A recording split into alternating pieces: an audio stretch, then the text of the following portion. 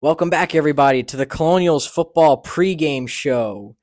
Colonials went on a little winter break this past week at Cheltenham. Luke Winterbottom out, but no Luke, no problem. We're going to get into that in a little bit. But first, it is homecoming week here at the high school and a lot of big events. We kicked it off on Monday with Wing Bowl, had a chance to sit down with one of the two champions. Spoiler alert, there was a tie, Gabe McDevitt. So here's some of that audio now. So, Gabe, I heard you ate 7 wings, but one of them got DQ'd in the last round to force a tie. But this is technically your first Wing Bowl win, so how's that feel? It feels great. It's been 3 years that I've been competing in the Wing Bowl, and I've always fallen short of the win by 2 wings every single time. So does this win still feel as sweet or spicy as if it was a full one, or do you feel a little bit cheated? I think it was a unique set of circumstances. It was the first ever time that a Wing Bowl went into round 3, and I think we both did our best, and regardless of what the judges thought, we both were pretty happy with the result. Do you wish the judges and the committee prepared for a tiebreaker prior so it wasn't made up on the spot? I wish they let us go on to a round 4 to decide who the actual ultimate wing eating champion would be. But, we were both extremely happy with the result. I ended up taking home the trophy and he took home the hat, so it was a good compromise. So you're only a junior. Will you be working hard over this offseason to come back next year and hopefully take home the gold for yourself? I've never actually practiced for Wing Bowl, but maybe I will now. It's great to compete, but it's even better to win. Absolutely. Well, practice makes progress, so thanks a lot for coming on, Gabe. Absolutely does. Thank you, Hayden. So as I did say, there was a tie, first tie in Wing Bowl history, third round technically. That was like the tie-breaking round. Clearly, no one was prepared for that. Kind of got people thinking like obviously should have prepared for a tiebreaker. There's no reason why that can't happen, and why maybe it didn't go into a fourth round. Well, in the case of a wing eating competition here, Hayden, you can only go so many rounds before you just run out of wings. And I feel like if you've definitely been through 3 rounds of wings and you've clearly evened out your opponent, I just don't think there's any more. There's nowhere to go after that. Kind of like me on a golf hole with water. There's only so many. I can only play that hole with the amount of golf balls I have in my bag there. Yep, keeps getting bigger and bigger every day. In other big sports news, the Phillies will kick it off tonight, hosting the Miami Marlins in a best-of-3 wild card series. The wild card returns to Philadelphia for the first time in a long time. It's going to be the first playoff game at home since the Game 5 loss last year to Houston. Big hopes this year, Davin, I must say, for the Phillies. They are playing some of the best baseball we've seen from that team probably ever. They got all the talent they could possibly need. And, yeah, I don't know how much I could say about them. Yeah, I think that, we've had some ups and downs this season, especially towards the beginning. But, I did not expect this team to be where they are now back in May. It's been a turnaround. Just like how it was last year, nobody really expected us to be at this point, but we could really only go up. So I say we got going.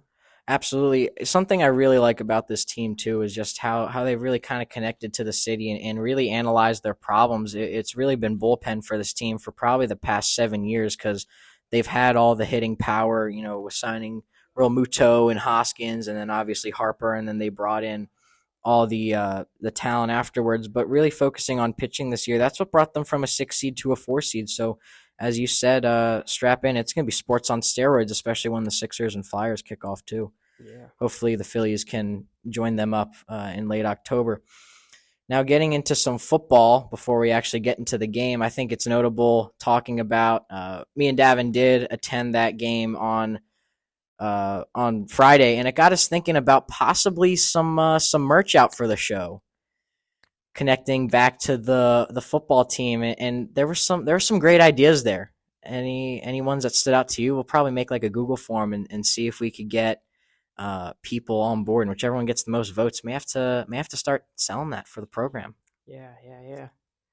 I think my personal favorite's probably got to be, Jared Thomas Payne, bringing the pain. Bringing the Bringing pain. the I love pain. that one.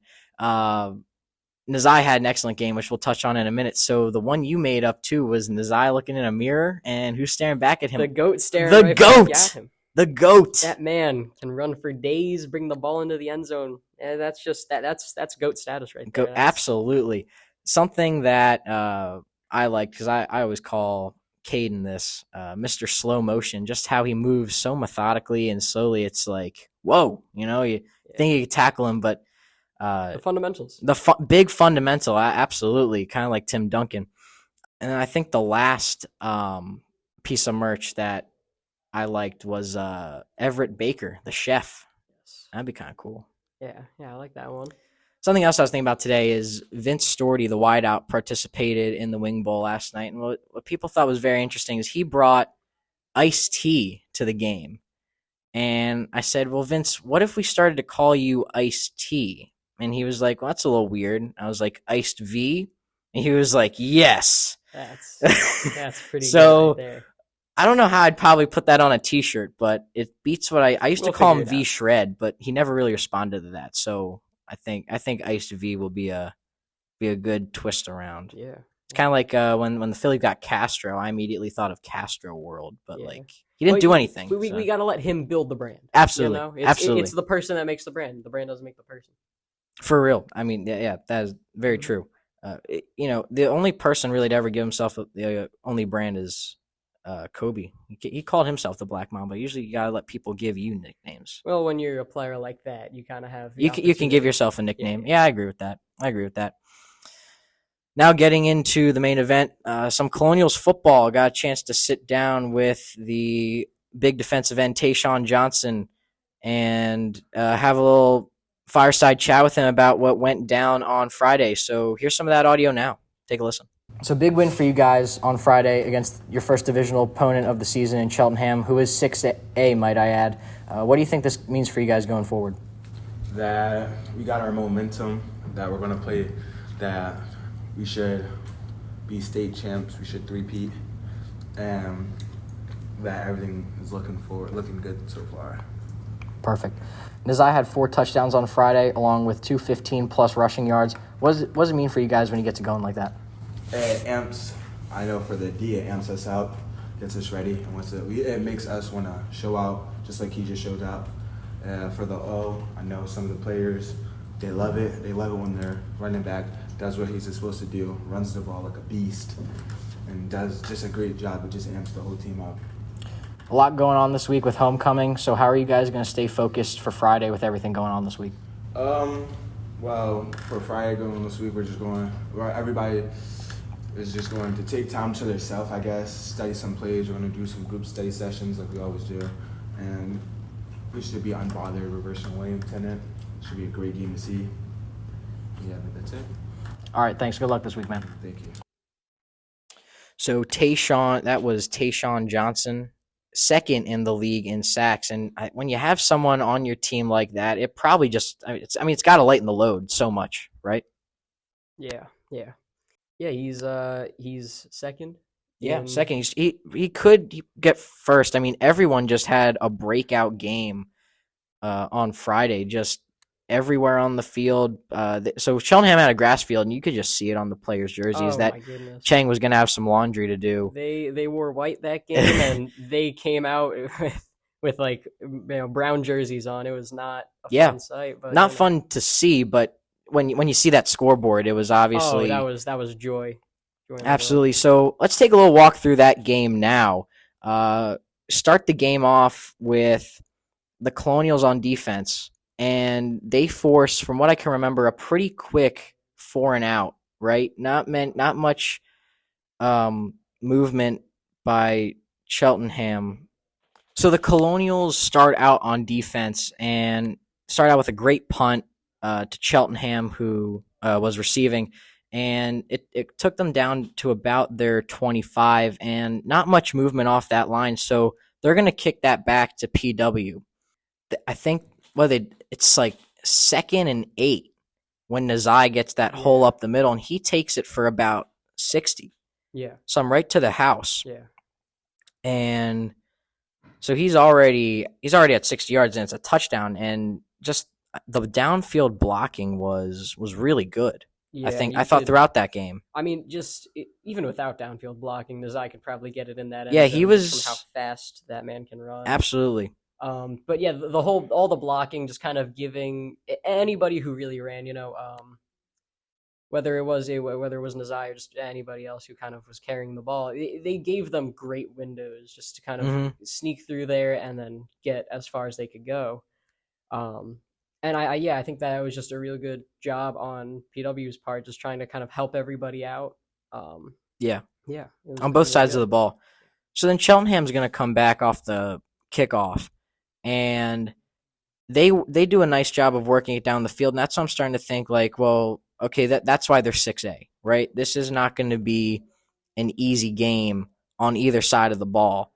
And their line looked like they were winning the trenches, which is usually how teams, I think, beat the Colonials. It's whoever wins the line, because they have a very good line on both sides of the ball. And their back, Smallwood, he gets about a 25-yard touchdown just up the left side. And it looked like maybe some blown coverage inside, maybe some miscommunication with the second level there, but not much to worry about. 7-7. And then the Colonials get the ball back, and that was the drive where they worked it down the field. And Nazai then got his second touchdown off that pitch. But that's where you really started to see Lazinski operate well in space. He took a few runs by himself using some of that Mr. Slow Motion technique, where he was just kind of moving that pile maybe slightly up the right, if not kind of right down the middle. And from that point on, the game really slipped away. Nazai had 2 more plus 65-yard touchdowns, and the safety was trying to catch up to him, but he just couldn't. He had 3 touchdowns before halftime was over. And something that was interesting, I thought, was that it was Cheltenham's homecoming game as well. Yeah. Now, the homecoming king was Mikel Smallwood. And I don't know about you, but when he won that, I kind of thought he was going to go off. It was only 35-7 at the half, or 28-7 at the half, I think. Yeah, he still, I mean, every time he had the ball, big, I got a lot of respect for that guy. Just kind of, every time he got the ball, he wanted this game to be in his favor. And every time he had the ball, he kind of put the game in his favor a little bit. But, it was raining a little bit. The field was slippery. The ball was slippery. And a bunch of players fell just on Cheltenham's side were definitely things that lost them the game. Fumbles were a big part for both teams. They were there were a few fumbles, constant, but fumbles and penalties. Yeah, especially for Cheltenham, it would either get snapped a little too high, and definitely bring the the time that the quarterback had. If he didn't have enough time, or the snaps would be too low, he'd drop the ball and he would have to collapse on it, 3 to 5 yards back. That's kind of where you start to fall apart a little bit, and that's kind of where you start to panic. Yeah. And well, so especially in kind of like that, I think that first quarter, so first and the third quarter, I clearly remember it. There were signs that Cheltenham clearly lost the game, because they had plenty of opportunities off those fumbles. And you blame it on the wet conditions probably, but they were in great scoring position at the Colonials 40 or 30 and just couldn't get the ball into the red zone. Yeah. Something that also kept them out of the red zone was penalties. Cheltenham had 5 and the Colonials had 4. Colonials had 2 big personal foul penalties that kind of put Cheltenham in a good position, but Cheltenham had a few personal foul penalties to remove yards from them. And don't forget the hurdling penalty. I was going to say, I thought that was very interesting. A hurdling penalty in high school football. And I mean, I understand why they do it, but why they make it 30 yards? Yeah, that wasn't there not 2 penalties? Well, there were 2 penalties, but it looked like, so they went from like the 40 to so it looked like both penalties kind of added up to about 40 yards. Yeah. So then maybe it was like a 20 and a 20, a personal foul. And so but the hurdling's at least 15 yards, Yeah, at least. I feel like you shouldn't have that big of a penalty. You don't see it happen too often. I went to a game, I think in my sophomore year, where someone hurdled someone, and I remember it being a penalty. I don't remember it being that long, but that's when the Colonials were blowing teams out 70-0. So yeah, I mean, it's kind of odd that hurdling is even a penalty. I guess you don't want anybody to who's the guy who kicked. Oh, Antonio Brown. It was Antonio. Don't want to see you don't want anybody Brown. to get Antonio Brown by accident. That would not Well, be and very I fun. think you have to limit the creativity of the runner, especially in high school football, because you don't have the instant review. Yeah, You know what I mean? Get too risky. If someone Antonio Brown someone, you don't know if it was really like you can't see their eye line. Like you just think like they mishurdled someone, Mhm. and there's out of control hurdles. Is we're going to see people get injured.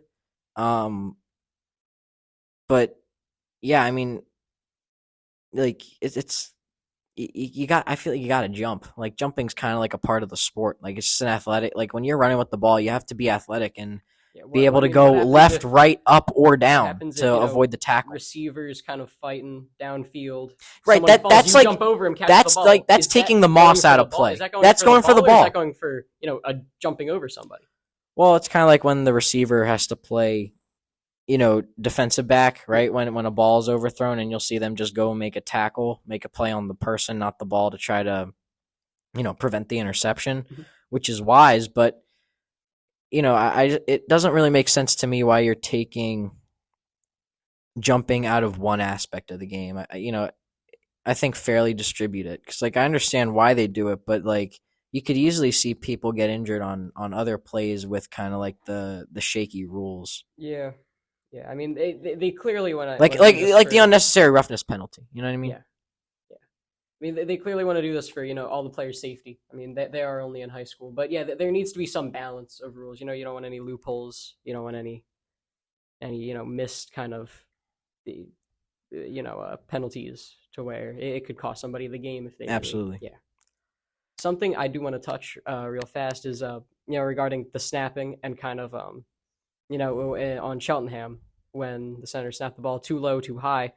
There was Cheltenham was punting as of most of the game, and the snap there was way the blocked too low, punt, brought in for a touchdown. Yeah, that was amazing to me. It was because the punter may have taken too much time just from kind of bringing the ball up, and it got blocked. The Chase Smith touchdown. Yeah. I remember that. Yeah, that was.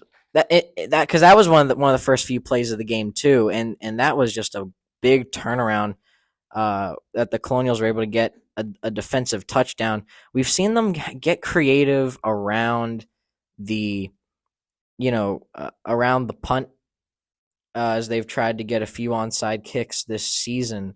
But yeah, I mean, they needed that. It was great to see. Something else to talk about is the fans came to play too. There were no marching band.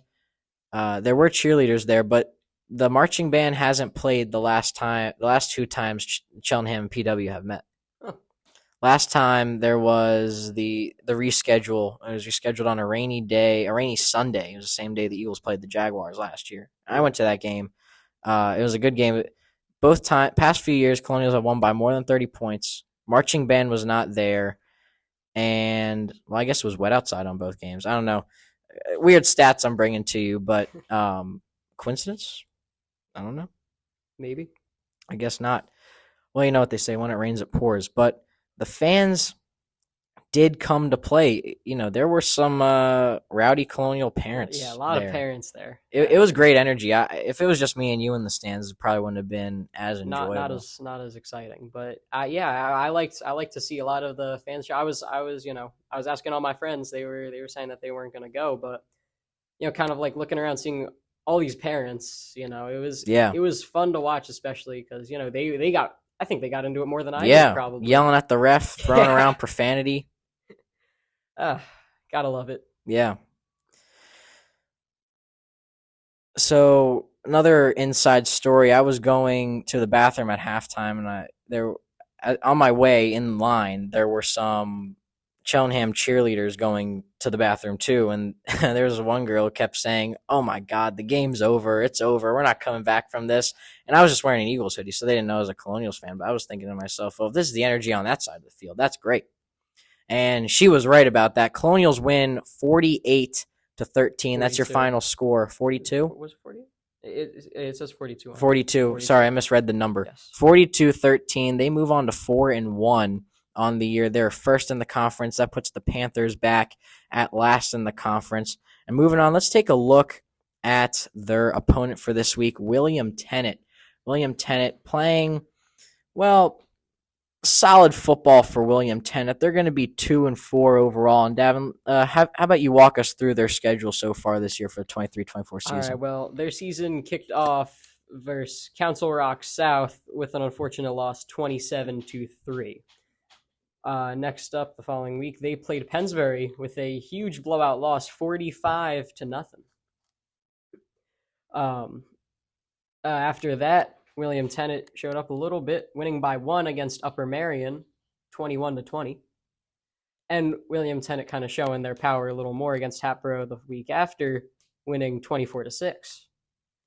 Then they started to decline a little bit more, losing to Father Judge 35-13. Then after to Upper Moreland 19-0. And that takes us to this coming week, where William Tennant will play the Colonials, at PW. And, it's interesting to bring up that William Tennant is only 1-3 away, so that's something to look out for. Yeah, good news. Absolutely. So looking at their 2 wins, first of all, Hatboro sucks for football and basketball, actually. They haven't been good in a long time. So them winning against them away, especially, isn't anything for me to, make a big deal of.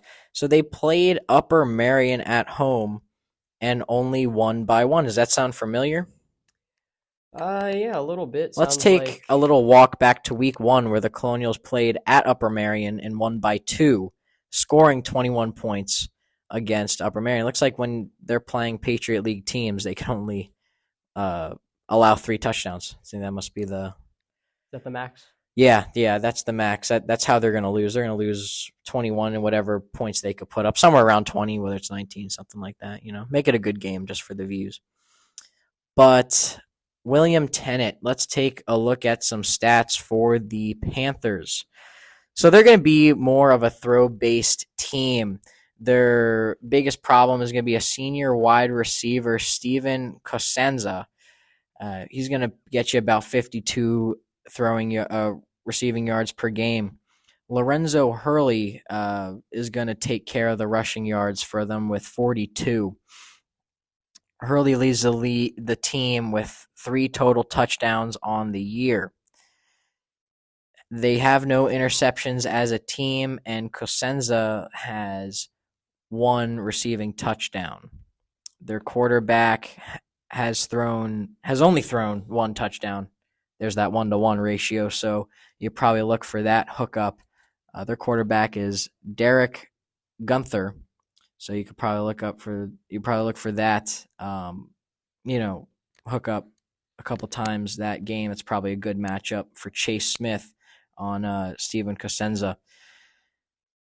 Their sack leader is Troy Mangin, and the Jaden Lee leads the team with 7.2 tackles per game. Just looking at some of their film and how they play other teams, they seem to be kind of like a slow, not very, smart team, kind of, in a sense. That's why you're seeing these margins so large. Yeah, kind of seeing how, it looks like their strongest the strongest part of their game, Yeah, is going to look like it's going to be that passing game. Wide receiver passing. Yep. And looking on the defensive end, 3 sacks, 3.0 sacks for Troy Mangin, hope I'm saying that right. And interceptions looks to be 0. Yeah. For their team. No interception leaders, because no one's really got picks. So we could see, if this game's going to be high scoring, kind of depending on where PW's defense is at right now. Mm-hmm. Is the game kind of going to go touchdown, just trading scores here, trading points. Where's it going to be? This seems like a very unpredictable kind of game almost. Yeah, I mean, I think the Colonials certainly capitalize on that end. Yeah. Just something for their stats is Nazai had about 80 yards last week per game, but after his 215 last week, he averages now about 115 yards per game. So kind of along that same lines, you'd think maybe some of these stats came against bad teams. You'd think maybe their defense got him out of some jams, William Tennant. And they probably will use their receivers to get them down the field, in a comfortable position to maybe punch in a couple of touchdowns there. Now, kind of getting to some predictions, Davin. I don't really see this being too hard of a game for the Colonials. They haven't lost to William Tennant, I don't think, ever. I went back and checked last year before this game. They at William Tennant last year. Now, obviously, it was a different team last year, and I think they had a much more deeper backfield, but they scored 56 points on the road and only let up 6 with 2 field goals. So I think they know this is an important game. This is this first home league game. It's homecoming week. Not a very tough opponent with all, the noise around. So, you'd think maybe if there is lack of focus, which I don't think there will be, that shouldn't be much of an issue. Yeah.